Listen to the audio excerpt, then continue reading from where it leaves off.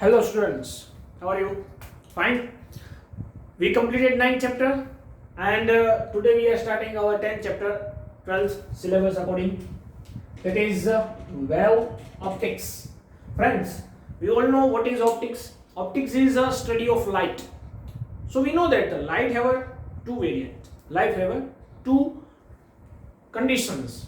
In a particle condition, in a wave condition, or you can say the light have a two nature, just like a matter have a two nature, wave nature and particle nature. You already studied in chemistry's video. That also apply in a light. Basically light का जो study हम जिस field में करते हैं physics का, that field is known as, or that branch is known as optics. And the optics is divided majorly in a two division: ray optics and wave optics. Ray optics, this is chapter 9 12th syllabus, and this is chapter 10. Student, basically optics is a very important for the 12th science because they both have a very high weightage in a theory purpose and also in MCQ purpose. If you see in a GNET related MCQs, then also in their case the 4 to 5 question comes from this topic. So it's also important for the MCQ purpose. And if we see for the Gujarat board theory, then the ray optics have a marks 9 marks. This is 10 to 11 marks. So if you both combine the optics topic, then it's contain 20 marks, 90 to 20 marks in the board examination. Understand? So it's very much important. You can say that is a fifth part of this our 12th science physics. So ray optics we already done. Okay, उसका theory videos हमने देख लिया, उसका numericals भी कर लिया. Okay, और MCQ का सीरीज जो था आपने वो देख लिया होगा. उसके साथ साथ एक दो और वीडियो अगर आप कहेंगे तो हम रे ऑप्टिक्स के जो एमसीक्यू रिलेटेड है वो हम बनाते जाएंगे. ओके, साथ में हम रे ऑप्टिक्स स्टार्ट करते हैं. Basically we know the what is the wave. Wave क्या है? देखिए, wave is a one kind of disturbance. ये सुनो, एक तरह का डिस्टर्बेंस ही है जो क्रिएट होता है, जिसे हम वेव्स कहते हैं. 11 साइंस में हम 15 चैप्टर जो था वो पढ़ चुके हैं वेव का. ओके, तो उसका तो कुछ बेसिक यहाँ पे रिवीजन हम करेंगे. उससे पहले स्टडी करते हैं कि ये ब्रांच आई कैसे वेव ऑप्टिक्स. तो देखिए, आज इंट्रो के बारे में बात करेंगे, थोड़ा सा ज्ञान पे लेंगे, introduction of wave optics.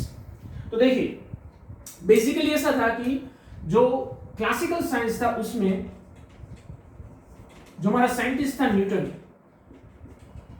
He want to explain the light, और उसने एक्सप्लेन भी किया. And in that explanation he said that Newton says that the light have particle nature. Light have a particle nature. It means कि light जो है वो small particles से बनी. And he gave the theory of light particle nature. Theory of particle nature of light. Particle nature of light. And this theory is also known as Corpuscular theory of model. Corpuscular theory model भी कहते हैं उसको. Otherwise the theory of particle nature of light ये भी बोला जाता है. इस theory में क्या था देखिए, it says that this light is have small particle which is weightless. Light जो है वो स्मॉल पार्टिकल से बनी हुई है. If you want to understand the reflection and reflection topic, then you can apply this theory. Newton says that ये theory को आप लेके आप रिफ्लेक्शन और रिफ्रैक्शन दोनों पढ़ सकते हैं. तो उसने कैसे एक्सप्लेन किया हम बाद में इसमें बात करते हैं. देखिए, ये इंट्रो है तो इसमें थियरिकल इतना कुछ नहीं है, लेकिन आपको एक आइडिया मिलेगा कि कैसे ये लाइट नेचर था, उसके बाद कैसे ये लाइट का वेव नेचर आया. Okay, so this is the particle nature. तो उसने ऐसा बोला कि this all particle have a same velocity. Okay, all particles have a same velocity and they have v equal to c. Its velocity is c. means 3 into 10 raised to 8 उतनी उसकी velocity रहती है. And when they collide with the smooth surface or the reflecting surface, okay, कोई reflecting surface है वहां पे जब वो टकराते हैं, they will elastic collision, and due to the elastic collision he cannot change his velocity because elastic collision में velocity constant रहती है. तो elastic collision होता है, उसी की वजह से ये जो particles है वो यहाँ से टकराते हैं और कुछ इस तरह से चले जाते हैं. So we feel that this is the incident light and this is the reflected light. So this is the reflection. तो reflection कुछ इस तरह से उसने explain किया न्यूटन की थ्योरी अकॉर्डिंग. जो रिफ्रैक्शन टॉपिक है वो कुछ इस तरह से रिफ्लेक्ट करते हैं. देखिए, this is the surface where medium is change. यहां पे सपोज रेयर मीडियम है, okay, this is the rare medium and this is the denser medium. यहां पे डेंसर मीडियम है, यहां पे रेयर मीडियम है. So light rays is travelling from rare medium to denser medium. तो Newton explain that this is the small particle is transfer from one medium to another medium. Okay, बाद में इसको photon भी बोलते हैं, लेकिन वो अलग बात है. So this a small particle, जो लाइट जिससे बनी हुई है, थिन स्मॉल पार्टिकल. सो वो पार्टिकल क्या होता है कि एक सरफेस से दूसरे सरफेस में जाते, मींस एक मीडियम से दूसरे मीडियम में जाते तो क्या होता है, at the point where the medium is change, this particle feel the force. उसको डाउन में ऐसी फोर्स अप्लाई होती है due to this another medium. Suppose पानी में जा रहे तो पानी के मॉलिक्यूल इस पे कुछ इस तरह से फोर्स अप्लाई करेंगे इन अ डाउनवर्ड डायरेक्शन, क्योंकि यहाँ पे पानी होगा डेंसर मीडियम में. सपोज ऊपर एयर है, this is the air medium, this is suppose water medium. Okay, तो वाटर मीडियम के मॉलिक्यूल इसको अट्रैक्ट करेंगे in a downward direction. So the resultant force of this all force in this direction. तो उसी के direction में ये सारे पार्टिकल्स मूवमेंट कर जाते हैं. Okay, so we feel that the incident light, so we feel that the light is refracted towards the normal के तरफ आ जाती है. इस तरह से लाइट ने अपनी जो डायरेक्शन थी वो चेंज करी. एक्चुअल डायरेक्शन ये थी, this is the actual direction, लेकिन उसने इस डायरेक्शन में चेंज कर लिया अपना direction. Why? Because of this force. ये उसने एक्सप्लेन किया था न्यूटन ने. And the main thing he explained, which is the resultant of this theory for the refraction, is the light have high speed in denser medium and low speed in rare medium. Rare medium में उसकी speed जो है, light rays की speed वो लो रहती है, minimum रहती है. एंड द डेंसर मीडियम में लाइट रेस की जो स्पीड है वो क्या रहती है, हाई रहती है. तो according to this theory he assume that the light rays की जो स्पीड है वो डेंसर मीडियम में ज्यादा रहेगी और रेड मीडियम में कम रहेगी. लेकिन we know that actually this is wrong, this is not right, because in a denser medium the light rays speed is decrease, उसकी लाइट की स्पीड डिक्रीज होती है. तो ये एक मिस्टेक थी जिसकी वजह से ये थियरी जो हमारे लाइट का जो फॉर्म है उसको एक्सप्लेन नहीं कर पाई, लाइट का जो नेचर है उसको एक्सप्लेन नहीं कर पाई. लेकिन कई सालों तक यही चलता रहा कि जो न्यूटन है वो जो एक्सप्लेन किया था वो सही था. देखिए, न्यूटन जो हमारे साइंटिस्ट थे वो करीबन 17th सेंचुरी के आसपास हुए. ओके, इन 17th सेंचुरी 1630 के अकॉर्डिंग. ओके, लेकिन न्यूटन के बाद ही कुछ साल बाद एक साइंटिस्ट आया, दैट इज हाइगेंस साइंटिस्ट. उसने ऐसा एक्सप्लेन किया, he explain that the light have a wave nature. उसने बताया light have a wave nature. Okay, and this Huygens theory, according to this Huygens theory,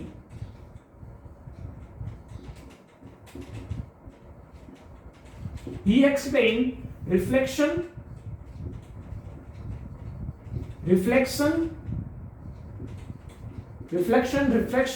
and other interference and diffraction, this all thing he explained by his wave theory. Okay, wave nature of light or wave theory. So Newton की जो theory थी उसको बोला गया the theory of the particle nature of light and the Huygens scientist. Okay, this is the Greek word, actually इसको Huygens नहीं लेकिन Huygens बोलते हैं. Okay, this is Huygens. So Huygens theory of Huygens theory जो light ने दी थी, this is also known as wave theory of light.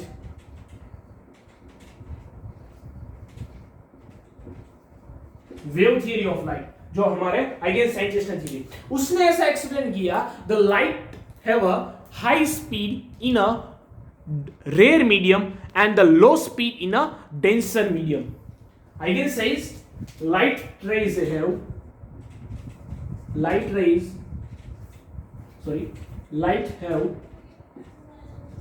high speed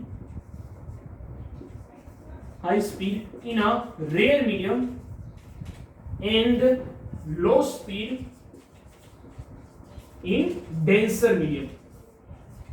So this is right actually, क्योंकि लाइट की जो स्पीड है वो रेयर मीडियम में ज्यादा रहती एंड द डेंसर मीडियम में लो रहती. We already know that. लेकिन 17th सेंचुरी में ये पॉसिबल कम था. 17th सेंचुरी में ये प्रूफ करना इतना आसान नहीं था. उसके बाद एक साइंटिस्ट आता है इन 1805 में एक साइंटिस्ट आता है, his name is Folkert, and he proved that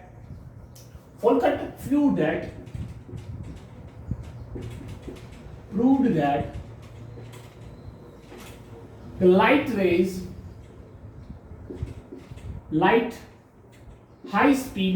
have a high speed in a denser medium, not in a denser medium but in a rare medium.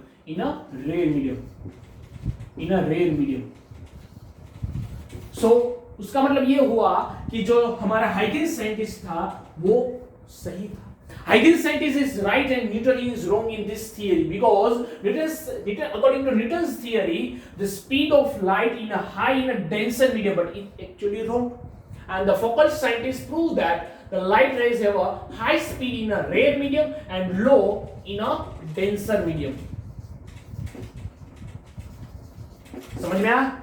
So this is the introduction of wave optics. कैसे wave optics की शुरुआत हुई, क्योंकि कुछ बात ऐसी थी जो पार्टिकल नेचर में कुछ सही नहीं थी, उसको सही तरीके से एक्सप्लेन करने के लिए we are studying the wave theory.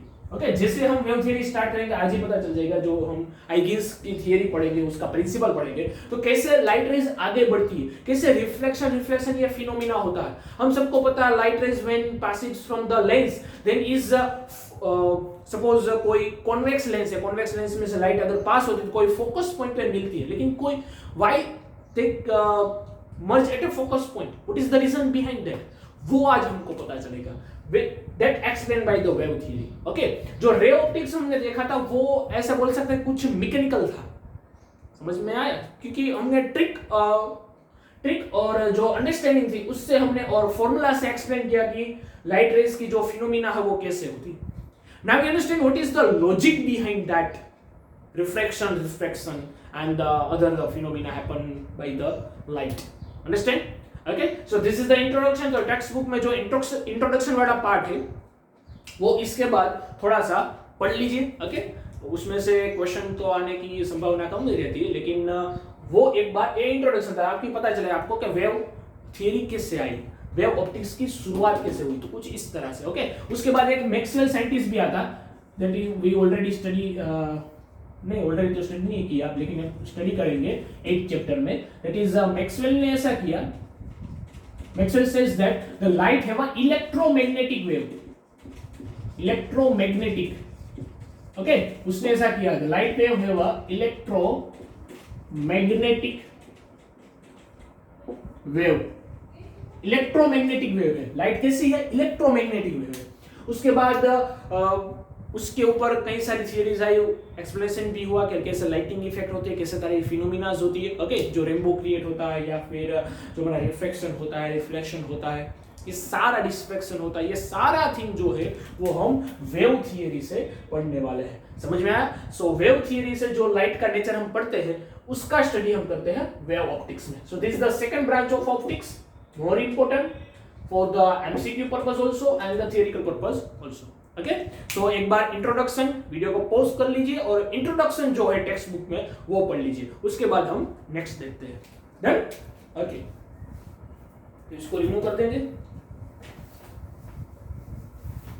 Text book में से। एक बार इंट्रोडक्शन का ब्रीफ देख लीजिए ताकि आपको पता चल जाएगी कि ये कैसे ये सारा कुछ एक्सप्लेन हुआ।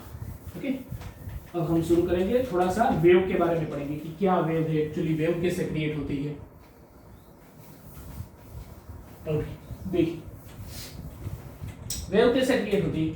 सो बेसिकली जो वेव है वो एक तरह का डिस्टरबेंस ही है। सपोज यहाँ पे पानी है, ओके, सपोज ये हमारा टैंक है और ये टैंक के अंदर पानी भरा हुआ है। This tank is filled by the water. तो टैंक के अंदर पानी भरा हुआ है, अगर उसके अंदर आपने कोई पत्थर डाल दिया, if you throw the stone in a water then what happen. Suppose यहां पे थ्रो किया, then we all know that surrounding this stone they create this type of waves. ये सुनो, कुछ इस तरह से वेव्स बनती है। This is what, this is the disturbance and the disturbance is start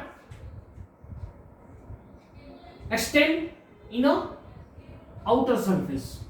जो हमारा रिवर का बेंड होता है या जो पॉन्ड होता है, पॉन्ड का बेंड होता है, पॉन्ड में अगर आपने पत्थर डाला तो पॉन्ड के जो बेंड है वहां पे जाएगा, ऐसे करता हुआ। ओके, ऐसे स्प्रेड होगा, कुछ इस तरह से स्प्रेड होगा। सो this is the disturbance. Actually जो डिस्टर्बेंस है वही आगे बढ़ रहा है। तो the flow of disturbance is nothing but your waves. तो वेव्स क्या है? वेव्स एक तरह का डिस्टरबेंस ही है। Waves is a disturbance which propagate in one direction. Okay, दूसरी चीज, अगर ये डिस्टरबेंस है, समझ में आ गया, तो ये जो क्रिएट हो रहा है वो क्या है? ये जो आगे बढ़ रहा है, ये ऐसे सर्कल जैसे बढ़ रहा है। एक्चुअली में तो ये सर्कल नहीं हो रहा, लेकिन हमें फील हो रहा है, कुछ देर बाद ये हट भी जाता है, नॉर्मल भी हो जाता है। ओके, सो वो क्या था?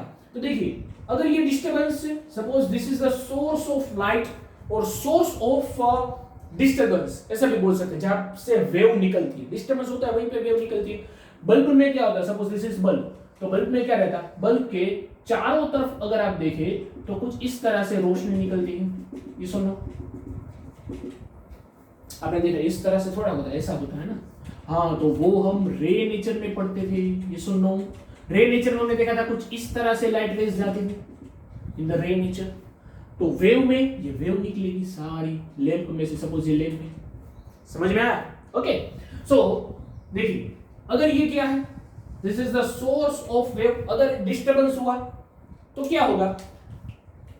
ये पॉइंटेड सोर्स है, तो पॉइंटेड सोर्स की वजह से इक्वल डिस्टेंस पे, इक्वल फेज पे आपको एक कुछ ऐसा सा पैटर्न देखने को मिलेगा। ये सुनो, उसके बाद इक्वल डिस्टेंस पे कुछ ऐसा पैटर्न देखने को मिलेगा। उसके बाद इक्वल डिस्टेंस पे आपको कुछ ऐसा पैटर्न देखने को मिलेगा। ये सुनो, so this is what, this is known as wave front. This is known as wave front. तो वेव फ्रंट क्या है? What is the definition of wave front? ये क्या है wave front? Wave front is nothing but the wave propagate, wave का जो एक propagation ही है। लेकिन देखिए 11th में हमने एक इक्वेशन पढ़ा था in the 11th science, the y is equals to a sin kx minus omega t। Okay, plus और माइनस रहता है, प्लस भी हो सकता है, माइनस भी हो सकता है। सो kx प्लस और माइनस ओमेगा t, ये क्या था? This is the equation of wave. ये सुनो, वेव का ये इक्वेशन था। देखिए यहां पर if this angle is same means, angle को क्या बोलते हैं? फेज भी बोल सकते हैं। ये सुनो, so if phase is same then you can say y is also same because y is equals to a sin theta। this is phase ही है ना। तो अगर देखिए a क्या होता है, amplitude is also same for the all wave. Her wave में ए तो सेम ही रहता, y इज द डिस्टर्बेंस का जो ये डिस्टेंस है वो रहता है, okay, otherwise you can also say the displacement. So y किस पे डिपेंड करता है, साइन के एंगल पे। तो if phase difference is same then you can say the distance is also same, displacement is also same. So equal phase difference पे, तो देखिए यहां सबका फेज डिफरेंस जो है वो इक्वल है, समझ में आया। और ये कैसे होता है, सपोज लाइट की जो रेज, ये जो हमारा वेव है, सपोज वेव की जो स्पीड है वो सपोज v है, ओके, और इक्वल टाइम पे हम कुछ डॉट्स कनेक्ट करना चाहते हैं इक्वल टाइम पे, means time is equal and speed is also equal, so you can say the distance covered by the particle is equal, yes और नो, क्योंकि v इक्वल टू क्या होता है, d by t। If v and t both are equal, then distance is equal because d equal to v into t. So ये d क्या है? This is the radius of this wave front. समझ में आया? क्योंकि देखिए यहां से अगर वेव निकलेगा उसकी स्पीड क्या रहेगी v. So suppose उसकी स्पीड जो है वो v है और t equal to 2 सेकंड पे हम फाइंड करना चाहते हैं डिस्टेंस। तो यहां से वेव निकलेगा वो सारे पार्टिकल का जो डिस्टेंस है वो क्या रहेगा, v इंटू टी, क्योंकि टाइम भी इक्वल है और v भी इक्वल है, समझ में आया। v is also equal and t is also equal, so यहां से सबका जो डिस्टेंस है वो सेम रहेगा, समझ में आया। तो ये सेम डिस्टेंस पे सारे पार्टिकल का सेम डिस्टेंस रहेगा और उस पे जो हम ये इमेजिनरी लाइन ड्रॉ करते हैं, this imaginary line is known as wave front. समझ में आया वेव फ्रंट क्या है, understand. So this wave front is वो इंपॉर्टेंट है, ओके। सो वेव फ्रंट अगर हम बनाना चाहें तो कैसे बनाएंगे, देखिए वेव फ्रंट बनाना बहुत ही आसान है। जहां से भी आपको सोर्स मिले, सपोज इसी की बात करें तो जहां पर भी आपको सोर्स मिले, सोर्स से इक्वल डिस्टेंस पे आप ऑसिलेट करते हुए जो पार्टिकल है उसको जोड़ देंगे तो वहां से बन जाएगा आपका वेव फ्रंट। देखिए अगर यहां बताना चाहूं तो suppose this is the source, okay, यहां पे सोर्स है तो वहां से इक्वल डिस्टेंस पे, इक्वल डिस्टेंस क्यों बोला, क्योंकि वेव फ्रंट के लिए हमें चाहिए phase same, so phase same रहेगा तो डिस्टेंस भी सेम रहेगा, ये सुन लो। और क्या होता है कि यहां पे अगर वेव से शुरू हुआ तो जो पार्टिकल्स है वो ऑसिलेट करते हुए आगे बढ़ते हैं, तो ऑसिलेंस करते हुए आगे बढ़ते हैं, तो जो लाइन पे हम बनाना चाह रहे हैं वेव फ्रंट वहां पे सारा डिस्टेंस कितना रहेगा, सबका डिस्टेंस कितना रहेगा, इक्वल रहेगा, क्योंकि रेडियस का इक्वल सर्कल से तो इक्वल ही रहता है। सो this is the wave front, understand. ये आप बनाए इस तरह बना लेंगे तो दूसरा आप बन जाएगा। So wave front is a simple, again wave front के कई टाइप्स भी हैं, so this is known as types of wave front, is the type of wave front, okay. So type of wave front क्या है, देखिए जितने source होंगे उसी तरह का वेव फ्रंट निकलेगा, सही बात नहीं। सो देखिए अगर जो पॉइंटेड सोर्स है पॉइंट सोर्स है अगर, तो पॉइंट सोर्स का वेव फ्रंट होगा वो कैसा रहेगा, स्फेरिकल, या जो सर्कुलर वेव फ्रंट है वो बनेगा, जैसे हम तो यहाँ पे 2D पे लगे तो हमको सर्कुलर रहेगा, एक्चुअली स्फेरिकल रहता है। सपोज जो बल्ब है, सपोज ये बल्ब है, उसको पॉइंट मान लीजिए, तो बल्ब अगर पॉइंट है तो उसके ऊपर से जो लाइट रेज निकलती है वो स्फेरिकल निकलती है ना। सपोज यहाँ पे बल्ब है तो उसके चारों तरफ लाइट रेज निकलेगी ना, कुछ इस तरह से, ये सुनो, यहाँ पे बल्ब है तो कुछ इस तरह से उसके लाइट रेज निकलेगी चारों तरफ, तो कैसा बनेगा, एक स्फीयर बनाएगा कि नहीं। सो this is the spherical wave front. अगर पॉइंट सोर्स है तो उसके हिसाब से बनेगा स्फेरिकल वेव फ्रंट। और स्फेरिकल वेव फ्रंट कैसा रहेगा, ये पॉइंट सोर्स तो उसके आसपास कुछ इस तरह से, this is the spherical wave front, simple, समझ में आ गया, okay. So this is the first type, spherical surface. जो सेकंड टाइप रहता that is the cylindrical surface, that is the cylindrical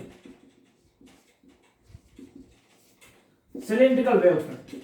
तो आपको ऐसा लगेगा सिलिंड्रिकल पॉइंट, यहां पे पॉइंट सोर्स था, मींस पॉइंट मतलब एकदम ऐसा कुछ सर्कुलर या फिर स्फेरिकली मान सकते हो, स्फेरिकल सोर्स रहता तो स्फेरिकल वेव फ्रंट बनता है, सिलिंड्रिकल में तो सिलिंड्रिकल सोर्स रहना चाहिए। तो सिलिंड्रिकल सोर्स किससे बोलते हैं? देखिए हमारे जो घर पे ट्यूबलाइट रहती है, suppose this is the tubelight, तो ट्यूबलाइट को हम स्फेरिकल बोलेंगे या फिर सिलिंड्रिकल बोलेंगे। सिलेंडर बोलेंगे ना, जो ट्यूबलाइट है वो सिलेंडर रहती है, ये सुनो कुछ इस तरह से।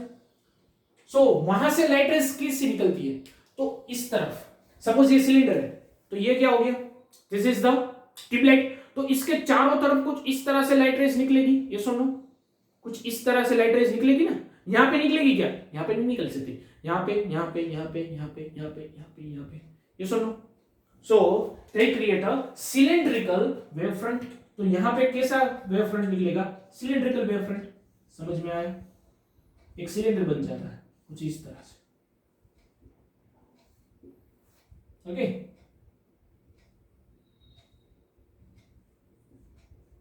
सिलेंडर बन जाता है कुछ इस तरह से। सो this is the cylindrical wave front. उसके बाद का अगर बनाना चाहे तो इस तरह से बना सकते हैं। This is the cylindrical wave front. समझ में आया? सोर्स कैसा है उसी हिसाब से बन जाएगा। This is the cylindrical wave front. Okay जो थर्ड वेव फ्रंट है that is the plane wave front.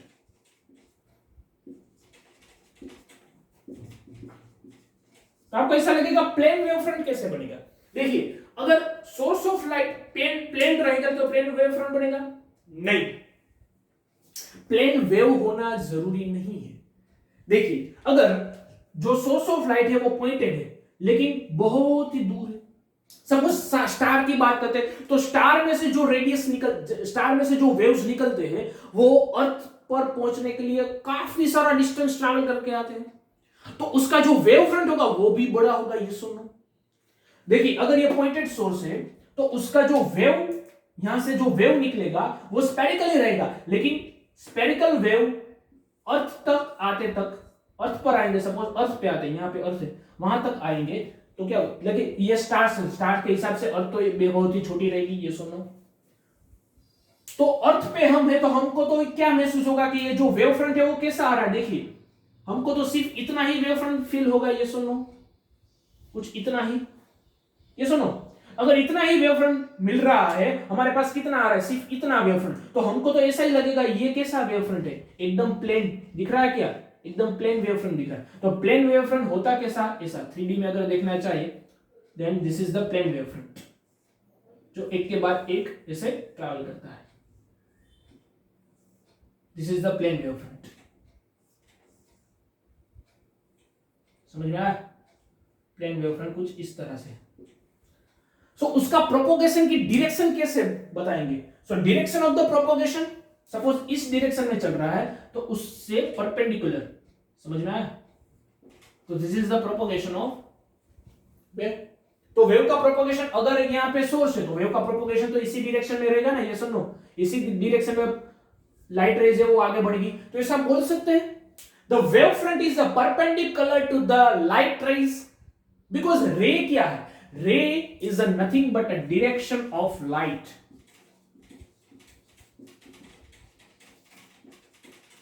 जो हमारी लाइट रेज है वो किस डायरेक्शन में ट्रैवल करती है वो एक्सप्लेन करते हैं हम अकॉर्डिंग टू रे। वो कैसे डिनोट करते हैं? रे से डिनोट करते हैं कि इस डायरेक्शन में लाइट रेज जा रही है। समझ में आया? तो वेव जो प्रोपोगेट होकर आगे बढ़ रहा है तो वो भी हम रे से डिनोट करेंगे, दिस एरो। अंडरस्टैंड? समझ में आया? तो ये तीन टाइप थे। First type is spherical wave front, cylindrical wave front and plane wave front. समझ में आया? तो ये तीनों वेव फ्रंट जो है वो हमारे वेव फ्रंट के टाइप रहेंगे। ओके उसके बाद कुछ इंपोर्टेंस है जो हम वेव फ्रंट के बारे में देख लेते हैं। ओके तो हमारा पहला टॉपिक तो यही शुरू होगा कि व्हाट इज वेव फ्रंट, उसकी डेफिनेशन और उसके टाइप्स। ओके जो आप थियरी में देख लेंगे। तो क्वेश्चन ऐसा भी आ सकता है कि what is the wave front, explain and gives it's type. तो छोटा सा क्वेश्चन हो जाता है 2 मार्क्स का। कुछ इंपोर्टेंस थिंग्स थी जो हमने पढ़ी वो क्या है वो देख लेते। कुछ इंपोर्टेंट पॉइंट्स क्या पॉइंट थे? देखिए फर्स्ट हमने स्टडी किया था व्हाट इज वेव फ्रंट। तो वो वेव फ्रंट कैसा होता है? तो वेव फ्रंट में सारे पार्टिकल इक्वल फेज में रहते हैं, इक्वल फेज पे सेम डिस्टेंस पे जो हमें मिलता है वो होता है वेव फ्रंट। और वेव फ्रंट एक्चुअल में नहीं दिखता, that is the imaginary line. Okay, that is the imaginary line which we create on a surface। Okay, second things जो थी वो वेव का जो प्रोपोगेशन है, मींस वेव की जो डायरेक्शन है, direction of wave we denoted by ray से हम डिनोट करते हैं। सपोज ये सोर्स है, ओके, सोर्स से ये रेज ऐसे आगे बढ़ रही है, वेव आगे ऐसे बढ़ रहा है, ओके, तो उसकी डायरेक्शन कैसे प्रोपोगेट करेंगे? This is the direction of wave. So see here you can say the wave front is perpendicular to the ray, yes और नो? ये तो रे ऑफ लाइट है, this is the ray of light and this is the wave. देखिए अगर cylinder रहता है ना circular, तो सर्कल में क्या रहता है? In a circle the radius is perpendicular to the surface, yes और नो? समझ में आई बात? अगर वेव फ्रंट ऐसा प्लेन है और प्लेन वेव फ्रंट ऐसे आगे बढ़ रहा है, तो उसमें भी जो रेज है, this is the ray which perpendicular to the wave front से परपेंडिकुलर दिख रहा है 90 angle. So you can say third thing is most important, ray of light is perpendicular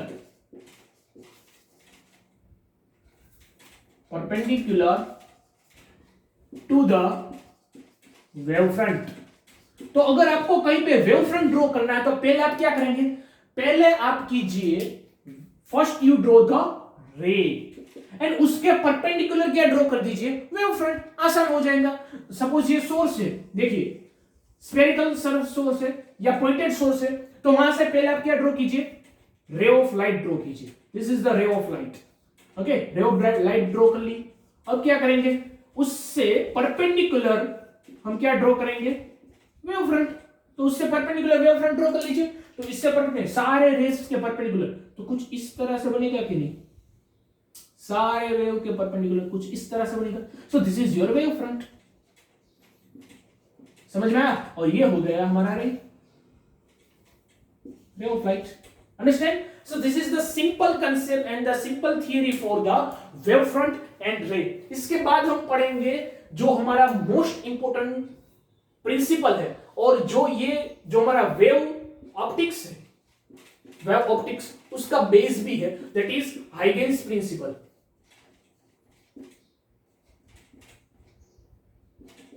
okay, Huygens principle जो हमें बताएगा कि कैसे वेव प्रोपेगेट होती है, कैसे वेव आगे बढ़ती है और एक वेव फ्रंट क्रिएट होने के बाद दूसरा वेव फ्रंट कैसे मिलता है। अंडरस्टैंड? तो ये हम इसके बाद का जो वीडियो है उसमें देखेंगे। अंडरस्टैंड? ओके, तो ये दोनों वीडियो आपको साथ में देखना है। पहले ये देख लीजिए और उसके बाद आप वेव फ्रंट का थोड़ा सा थियरी देख लीजिए टेक्स्ट बुक में से, द वेव फ्रंट की definition and the type of wave front. और ये 3 पॉइंट बहुत इंपॉर्टेंट है, इसको नोट डाउन कर लेना। ओके, अब हम देखेंगे इसके बाद के वीडियो में दैट इज अ हाइगेन्स प्रिंसिपल। इसके बाद दोनों साथ में देखना। डन?